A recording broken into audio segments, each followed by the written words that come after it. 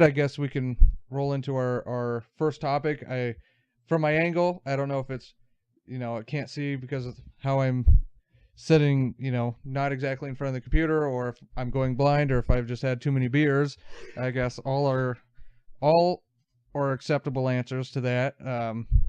So I guess we can just roll into our first topic here. Dan, do you have any personal things you want to discuss, or should I just? Okay, so I guess he gave me the nod and told me to take it away. So the first community I guess we can reach out to that we know fairly well would be the video game community. Love playing video games. They're a good way to, spark imagination, and to really take a step away from your life. And you wake up and you go to work, and then you kind of get bored with doing that for a while, and you're like, I need some other form of reality. So Dan has never played Red Dead Redemption on the PlayStation or Xbox. It's a Rockstar game, and I got him started on it a few weeks ago, and he was playing it and doing pretty well. My copy of the disc is getting fairly aged. It's I would describe it as mature, vintage almost. It's an antique. Yeah, it will be an antique when RD2 comes out. So the game's kind of glitchy. There's kind of moments where you're like, oh, what, is the game really like? But when I remember when I first got it and I was playing it, I was like, wow, this is probably one of the best made games I've ever played. It was fun. You're basically Grand Theft Auto in the Old West, which I don't see how there's nothing to like about that. But Dan will tell you he hasn't beaten it yet. I've probably beaten it anywhere between 5 to 8 times. I probably lost count after 3. So I know a lot of the ins and outs, a lot of the secrets, a lot of the game walkthroughs. People talk about the lure of the game. People talk about certain Easter eggs that Rockstar puts in. So Rockstar's got the GTA franchise, which that's probably a video or two all of its own that we could discuss. We're both huge GTA fans, so they put Easter eggs that bleed over from that series into this game, and it's Red Dead Undead kind of little spin-off. So I guess I should open up to Dan discussing what his impressions are of the game. I want to really quickly, while it's still on my mind, Alex was talking about the glitches coming from the antiqueness of the disc he has in the game. Not to spoil anything if nobody has ever played it at this point, which is years after it's already come out, but I had never played it, so you get introduced to like Molotov cocktails, right? And that's really your first experience with lighting things on fire. And after I was first introduced to being able to use them, I was, going around the world, and every 3-4 minutes I'd look over, and randomly something was just on fire. There was a guy riding on a horse, and he was on fire, acting like nothing was wrong, just going about his business on fire. So I just thought that was funny, and I hadn't mentioned it to Alex yet, so I just wanted to bring that up.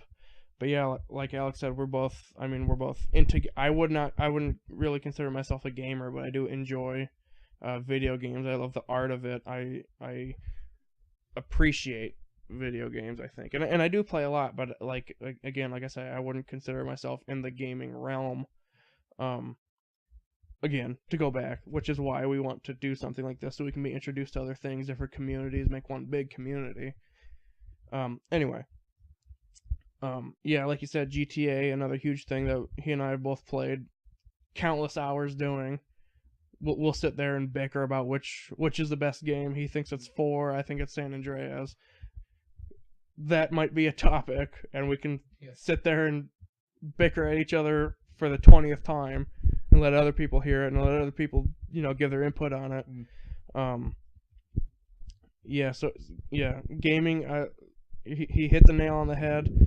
And I think, it can bring a lot of people together. I've played with people from all over the world playing online, people who I wouldn't have otherwise met doing anything else other than something as simple as playing a video game. Yeah, I failed to mention this earlier since we have no script. I mean, we're not politicians here. We're not looking off a monitor or anything. Earlier we talked about bringing communities together, and with the advent of the internet, us, Dan and I are both 23 at the current time of this recording. It's huge in our lives. I mean, I think it would be hard to find someone our age that doesn't live the majority of their life at their fingertips, with their phone, iPhone, Samsung, whatever. But with the advent of the internet, and it's only spreading, and it's getting faster, and it's getting more connected, which is leading to a lot of problems, but at the same time, it's also benefiting, and I think the benefits aren't being spoken about enough, which that's a video I'm sure we'll get into about the large media companies and what they're talking about versus what should or ought to be talked about. But anyway, back to the video games. That's we've played online with people from all over the world, and again, both good and bad. But that it's a good way to bring people together, not to bring them together, for something that you meet someone for work and you're like, oh, this is all about work, which I'm sure some podcasters like us, YouTubers, are working while they're playing video games, which that's another video to talk about working and doing what you love at the same time. But all around, the video game community is, I think will keep growing. I don't know if it's exponential growth, steady state growth, or at this point marginal growth. But I brought that up first because, well, it's fresh on the mind. I mean, it's one of the fresh things on the mind. We just played it today. He's pretty far in the game. My mind's a little fuzzy on some details and some of these minor missions that, come up, and I, oh, well, I was too drunk last time to remember that even being there or whatever. I think beyond the specific missions, the Red Dead Redemption is one of the few games where I can sit and actually just get immersed. The main character isn't somebody that you customize. It's not like an RPG in the same sense as Skyrim is, but I can still sit there and I essentially become the main character, John Marston, and I sit there, okay, I am this guy, I am in the Wild West, I am shooting these wolves who are attacking me, things like that. And that's I'm sure one of the great reasons as to why Alex and I both think that this is one of the great games, and we're both excited for the sequel. Yep, the sequel comes out here in the next few months, I think. Another great game, and this one, Game of the Year 2017, was the Legend of Zelda, and that's very similar to this. But we all know Nintendo isn't the Rockstar GTA kind of brand, and when we start throwing out adjectives, we don't use the same kind of it's vulgar, it's violent, it's obscene and all that stuff. But Zelda is another one of those games where you have a main character. He's kind of customizable. I mean, you can change his outfit, change his weapons. But for the most part, Link is Link no matter what. And that's another great game. I don't know if Dan's played it. I've got it, and it's a recommendation I have. I guess there's to ask, have you played it? I've played it a little bit for the Switch, The Legend of Zelda for the Switch. I played it a little bit. I played the intro, few quests in the beginning. I did enjoy it, but maybe I didn't get far enough to appreciate it maybe as much as Alex did. But I hadn't seen it at that point as one of the games where I could sit and play hours on end. Maybe that was just because I didn't get far enough in it to get immersed. But that was just my first impression. It was good. I did enjoy it. I liked it. It was a nostalgia trip because I hadn't played Zelda since the N64, Ocarina of Time. But I did. I sat and I was like, this is good. Played for about an hour. Then I was like, okay, I need to set this down, and I can set it down. Whereas other games, I'll sit there and I really need to pry myself away from the TV in order to be able to do something like that. So as I just looked over my shoulder here, so my TV is on the south side of the room, and my game cabinet is in a built-in shelf in the wall on the north side of the room. So I was looking over my shoulder here to look at my games, but sadly we have the light on and it's casting a glare over my games, so I can't even see what I got. I'm sure there's GTA. Well, I know there's GTA. A couple EA Sports games. Yep. Sports games. I typically try to stay in the realm of fantasy games. One, I think it's interesting to see the creativity that comes up with character design, with how like the physics work in this world that they've created, which the world they've created is oftentimes just amazing itself. Like Skyrim, for example. I mean, who would have, it's kind of like Lord of the Rings. How did someone sit down and have that first thought, and then all of a sudden there must be like a singularity where everything just comes together and like, oh man, I've got like an entire series of movies and books. Obviously it came from a book first, and well, in Skyrim's case it's the Elder Scrolls, and it's an entire series of games that still have yet to be made, and and backstories that still have yet to be flushed out into the light. Just a ton of lore that I find it hard to believe that one person was able just to sit down and conjure that up. But I guess we need to have a video talking about possibilities and what we see within our stance. And it's essentially like a street light. Our stance casts a light where we can see in, and then everything is dark, and we don't know how extensive and the depth of the darkness really could be. Yeah, I just wanted to add on the consistency in the Elder Scrolls universe is just beyond me, how anybody was able to actually make sure the little details were, added in and correct, and this is how it's supposed to be, and that's how it ended up being. I just want to throw that in because I personally started at 5. I was thrown in the first game I experienced was Skyrim, and then I went to the Elder Scrolls 4, and it was just like, how is it always so, they're different games, but you can be like, okay, yeah, I'm immersed, which the biggest thing for me is immersion. It's just insane. So, I have the Assassin's Creed Origins for PS4, and I got it. So,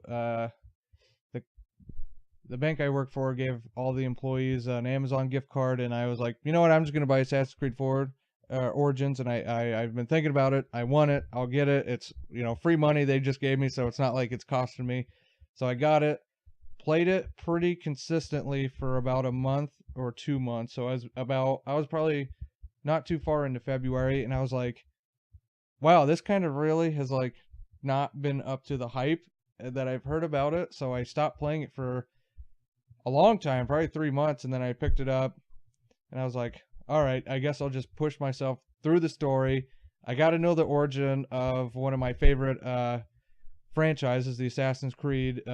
So I've been trying to play that. Haven't been playing as consistently as what I'd like. I find it hard. The story is not as alluring. I mean, the environment is. I mean, you're in ancient Egypt, and you're running around helping Cleopatra, of all, historical figures, and it just didn't seem like it's one of those things where you have to put everything into the story, but they put everything into the cosmetics around the story. So when I'm trying to read the story, it's like a book. You're trying to read the story, but yeah, everything around the book seems much better than the book itself. Which I find that to be a reoccurring theme in the Ubisoft's created Assassin's Creed universe since probably about. I was a big fan of the third one. Black Flag was really good, and then it went to Unity. Well, there was Rogue, which Rogue wasn't that good. The story was okay. Then it went to Unity, and the game was flawed. I liked the story, but the game was so flawed that it kind of made the story difficult, because, I mean, there's only so much you can do when there's graphical errors, and, the game's literally not responding at sometimes. It's falling apart in front of you. Yeah. You talk about... You think my Red Dead is worn. It was my first time playing, brand new disc, and that I felt like that thing was worn to shreds, really. and then it went to Syndicate, and Syndicate had an interesting concept, but I didn't feel like it was fully, like it didn't live up to its potential. Like they didn't just go all in. And then I read somewhere where Ubisoft admitted that producing a game and pushing it out every year was really like beginning to get difficult with the new console, new processor, new graphic interface, and all this kind of stuff.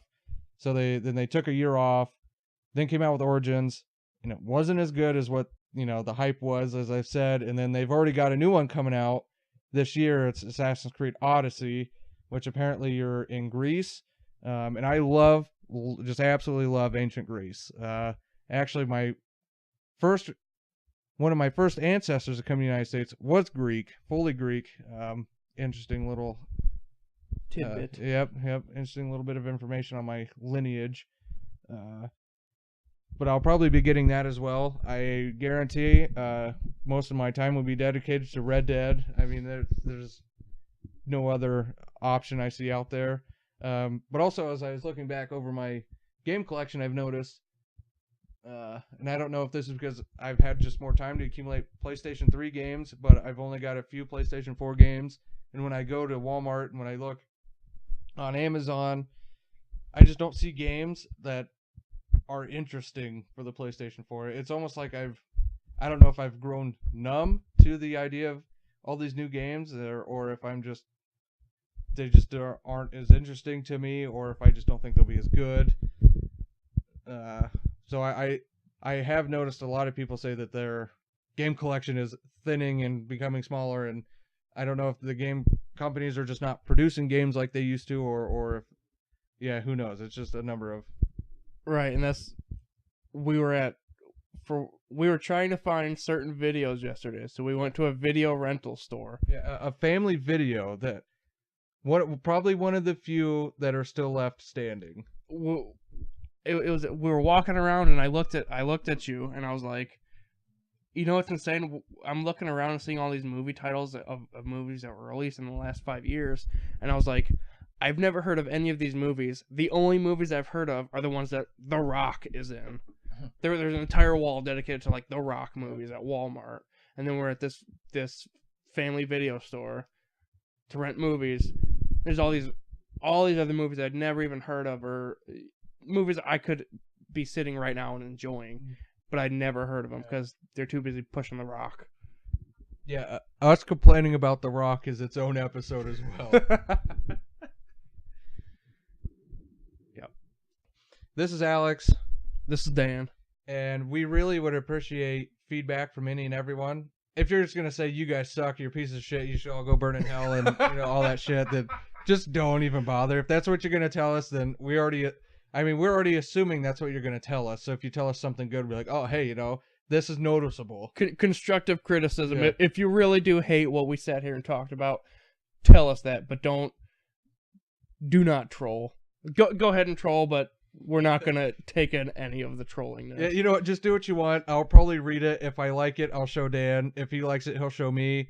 And if we don't like it, we'll probably still show each other and then have a good laugh, crack some beers open, kick back, and make another video. So, I mean, the train has just started, and we don't know what the track ahead looks like. If we're going to have to put, an emergency brake on, or if we're just going to turn it on high and let her run. I don't know. Let it burn. Yeah, turn it on high, Reggie. I want to feel the burn.